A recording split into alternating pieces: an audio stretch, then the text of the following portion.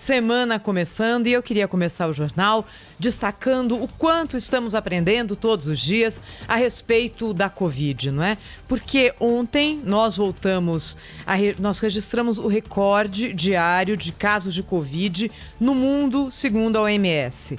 230.370 novas infecções, com maior incidência nos Estados Unidos, Brasil, Índia e agora África do Sul.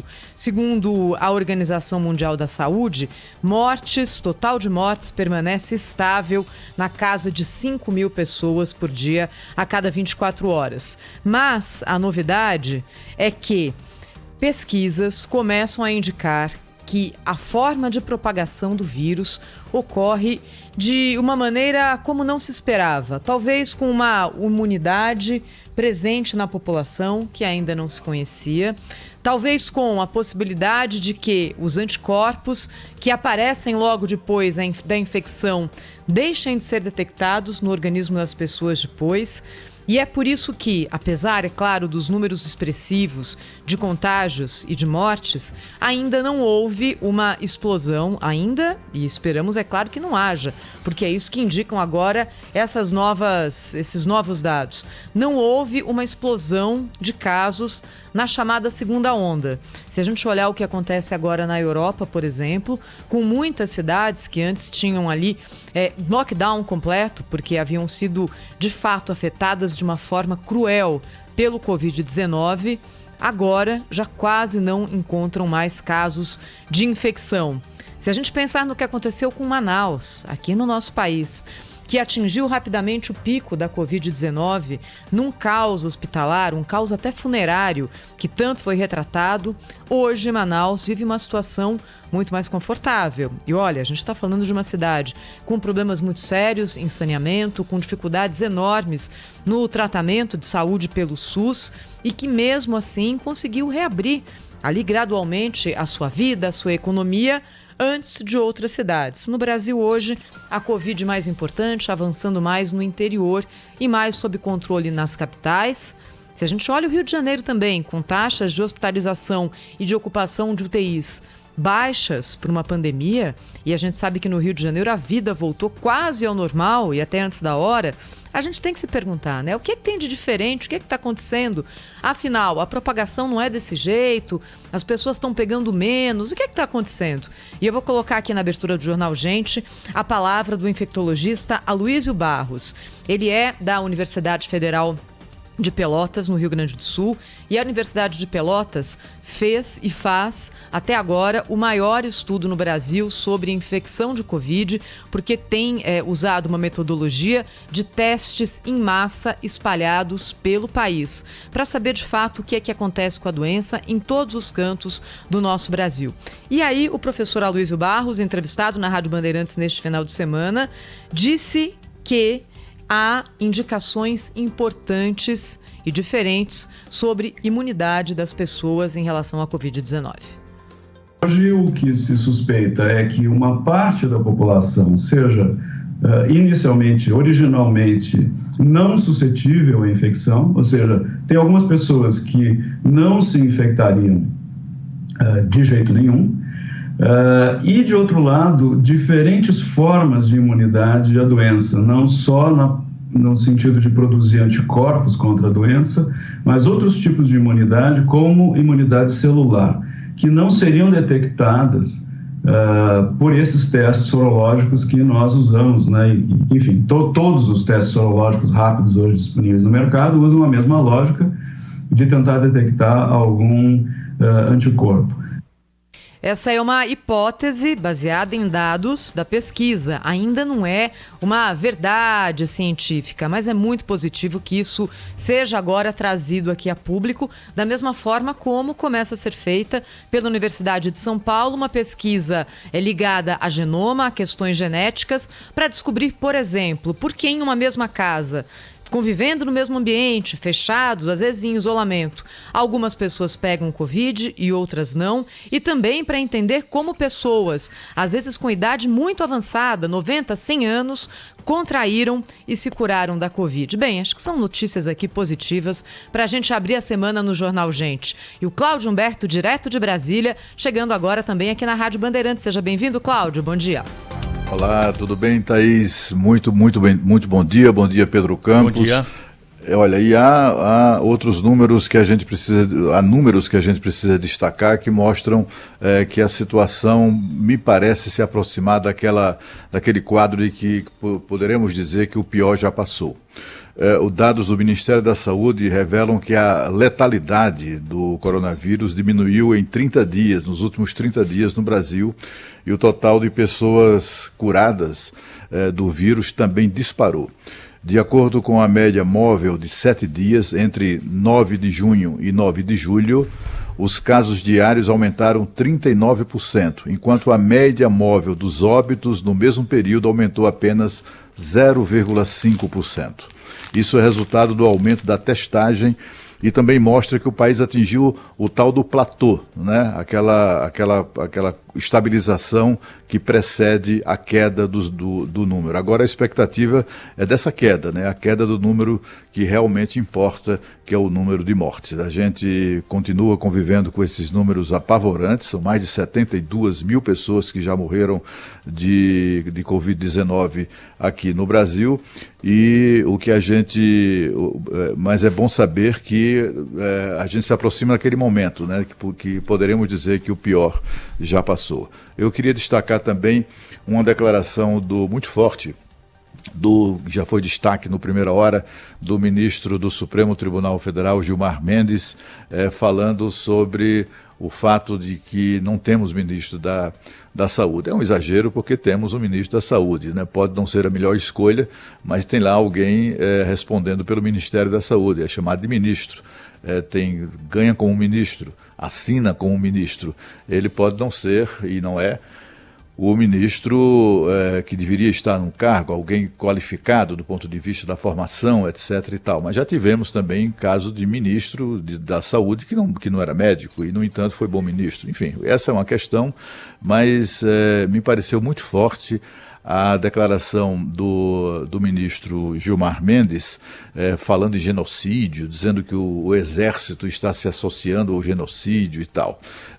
Enfim, a questão da declaração do ministro, o que ficou claro para mim na declaração do ministro Gilmar Mendes, que a estratégia nesse caso parece ser outra. É a estratégia do Supremo Tribunal Federal de tirar o corpo fora da sua decisão de excluir o governo federal e, portanto, o Ministério da Saúde das decisões mais fundamentais no combate ao Covid-19. Acho até que foi uma decisão acertada, mas foi uma decisão do Supremo, entregar aos governadores e prefeitos a tarefa, a missão, a incumbência de tomar decisões sobre o que fazer para enfrentar essa pandemia. Me parece que o Supremo Tribunal Federal agora, pelas palavras excessivas, digamos assim, do ministro do Supremo Tribunal Federal, está adotando uma estratégia de tentar tirar o corpo fora dessa decisão. São 8h09. Eu queria destacar aqui na abertura do Jornal Gente, começando mais uma semana, desejando uma boa semana a todos os ouvintes aqui da Rádio Bandeirantes. Uma reportagem especial e exclusiva que a Rádio Bandeirantes leva ao ar hoje, do jornalista Guilherme Oliveira, que fez um levantamento e que mostra que 11.282 servidores públicos do estado de São Paulo, de alguma forma, receberam a primeira e a segunda parcela do auxílio emergencial. As informações estão em relatórios que já estão em poder dos tribunais de contas do Estado e também do município, além, claro, da Controladoria Geral da União, que tem feito aí uma varredura, né, para identificar esse tipo de pagamento indevido. O que o Guilherme Oliveira apurou e vai trazer para a gente aqui ao longo do Jornal Gente, em detalhes, é o seguinte: alguns casos, claro, podem significar a atuação de quadrilhas especializadas na obtenção de dados sigilosos para fraudar programas sociais, né? Isso já acontece, por exemplo, com o Bolsa Família. Agora, a gente tem uma falha no sistema, né? Porque servidor público não está enquadrado nas regras para receber o auxílio emergencial. E aquele servidor público, e é aí que eu quero chegar, que de livre e espontânea vontade sentou na frente do computador, pegou o seu tablet, né? Provavelmente usando a internet da repartição pública ou paga pela repartição pública pelo seu ofício, pelo seu trabalho, e se cadastrou, né, de alguma forma escondendo algum dado ali para conseguir o auxílio emergencial e recebeu esses R$600, não há a menor condição desse servidor continuar nos quadros do Estado. É preciso uma atuação rápida, eficaz dos órgãos de controle, né, para retirar esse servidor e afastá-lo definitivamente da função pública. É a perda do cargo, é a perda da função pública que deve ser a principal pena a ser colocada para esse servidor. Não é razoável, no momento em que muita gente que precisa receber o auxílio emergencial e não consegue, por falta de informação, por dificuldade para manusear os equipamentos eletrônicos, por incapacidade para preencher, né, o formulário de acesso a esse benefício, nós temos aí gente faturando, pegando esse dinheiro para quê? Para ir viajar? Pegando esse dinheiro para investir? Pegando esse dinheiro que é o dinheiro destinado aos mais pobres, aos mais vulneráveis, né? Qual é a pena que deve estar sujeito um servidor público que burla, né, o próprio sistema público para obter um benefício dessa natureza? São R$600 que estão sendo colocados aí pelo governo para quem perdeu renda, para quem não tem renda, para conseguir sobreviver, né? É um valor que se chegou aí para conseguir, de alguma forma, colocar um colchão social ali para aqueles mais vulneráveis não baterem com a cabeça no solo nessa queda provocada pela pandemia. R$2.133.000, ouvintes da Rádio Bandeirantes, sacados indevidamente, seja por dolo na conduta do servidor público ou, de alguma forma, uma atuação de uma quadrilha que pegou seus dados para esse saque. O fato é que esse é o valor da cidade de São Paulo. No estado pode chegar a R$8 milhões. Olha só quantos benefícios, né, não podem ser pagos com essa quantia.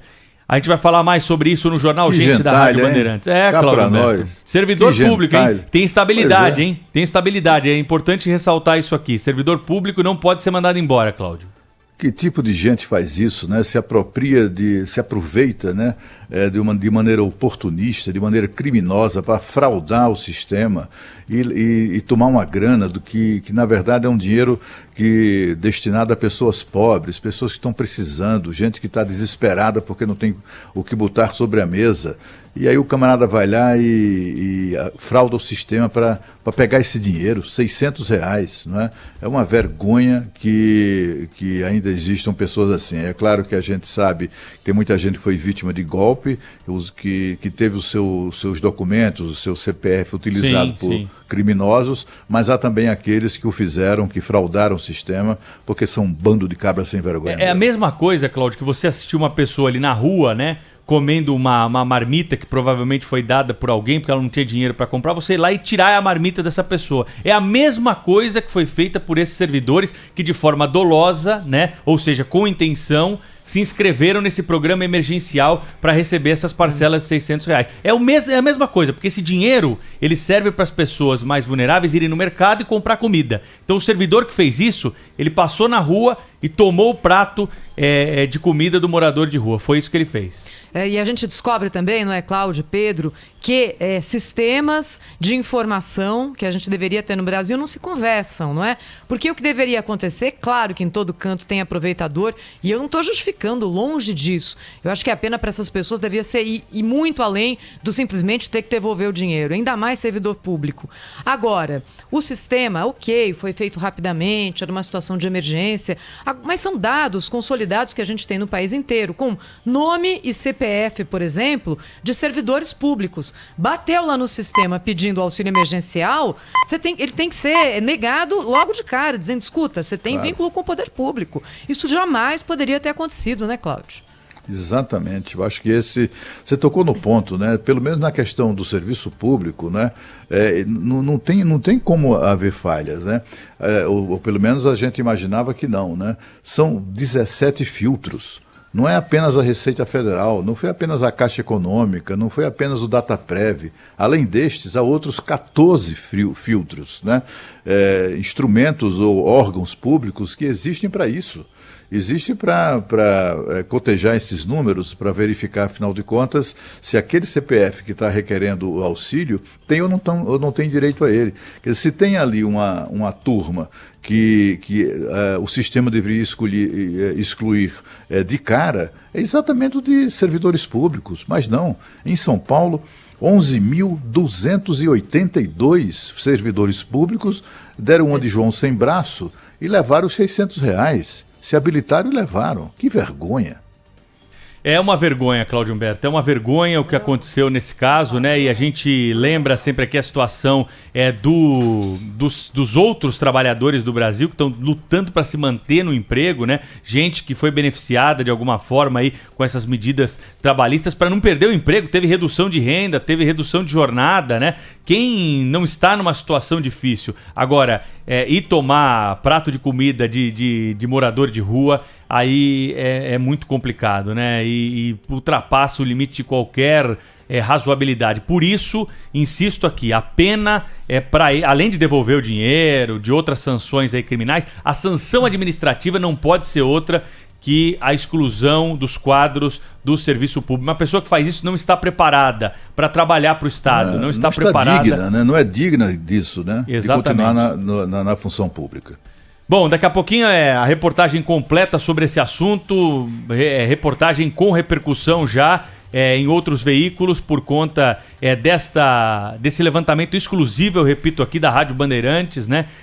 11 mil, vou dar o número certinho, Cláudio, 11.282 servidores públicos do Estado de São Paulo. O Guilherme Oliveira, que é o autor dessa reportagem, tem os detalhes aqui no mapa de São Paulo. Ele vai explicar pra gente quais são as cidades, né, onde mais servidores pediram aí o auxílio emergencial. Então, daqui a pouquinho, todos os detalhes dessa reportagem, Cláudio. Pois é, eu fico realmente espantado. E é assim, é gente dessa laia, né, que protagoniza os maiores escândalos de corrupção no setor público, né? É preciso lembrar isso, né? Porque gente decente, a esmagadora maioria dos servidores, gente decente não faz isso, né? É claro que se a gente for, o número é impressionante, 11.282 pessoas que fizeram isso no serviço público em São Paulo. 11 mil, Cláudio. 11.282, né? Exatamente. Enfim, é um número, impressiona o número, porque estamos falando de São Paulo, do estado de São Paulo, né? Mas assim, você vê que a imensa maioria dos servidores não pratica esse tipo de safadeza, né? Então, esses 11 mil, você tem toda a razão, esses 11.282 tem mais que ser excluído mesmo do serviço. E nós vamos ficar em cima dos tribunais de contas, viu? Que falaram que vão investigar, nós vamos ficar em cima para saber qual vai ser a punição, quantos deles receberam mesmo indevidamente, quantos foram vítima de fraude dos seus dados. Essa história não vai parar por aqui não na Rádio Bandeirantes. Você acompanha a gente pelo nosso canal no YouTube também, hein? Você que está de home office aí, ó, dá uma acessada lá, youtube.com/Rádio Bandeirantes Oficial, com imagem também, o Jornal Gente que está no ar, são 8 horas e 19 minutos. Rede Bandeirantes de Rádio.